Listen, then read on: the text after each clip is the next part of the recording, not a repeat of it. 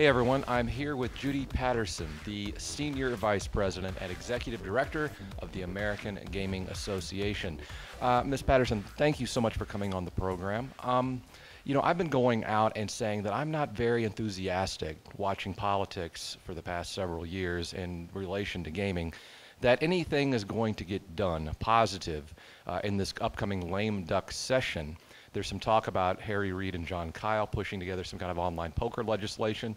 And Mr. Fahrenkopf made a statement about that the other day, saying the AGA was still optimistic it could get done. Do you guys believe that anything could possibly happen before the close of 2012 for online poker? Well, let's just step back for a minute and talk about why we need to get something done. And we've just spent the last 3 days at Global Gaming Expo, which is the industry's largest international trade show. And one thing we've learned from all of the experts who have been here is that the United States right now is, in spite of the federal laws that are currently in place, in spite of the Justice Department crackdowns that your listeners are all familiar with, we are still the second largest online gaming market in the world. And the estimates this year that that the revenues will be over 400 million. So that clearly says to our AGA members that something needs to get done.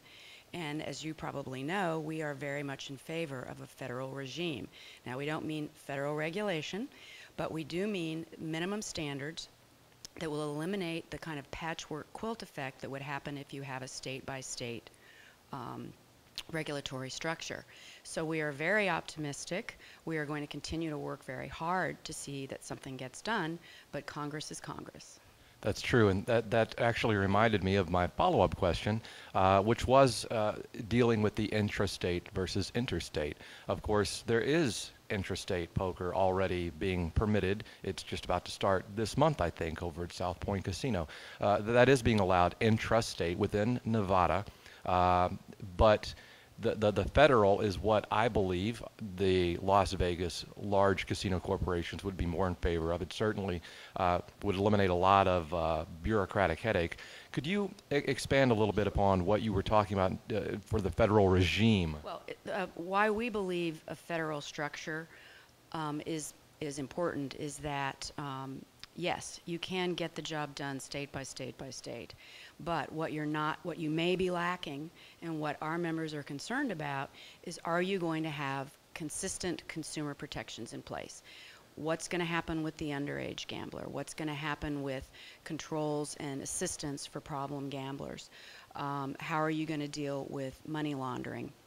And all of those issues. And that's why we think you need that federal structure, which will provide those minimum standards and protect your listeners as well as all the other consumers who are out there.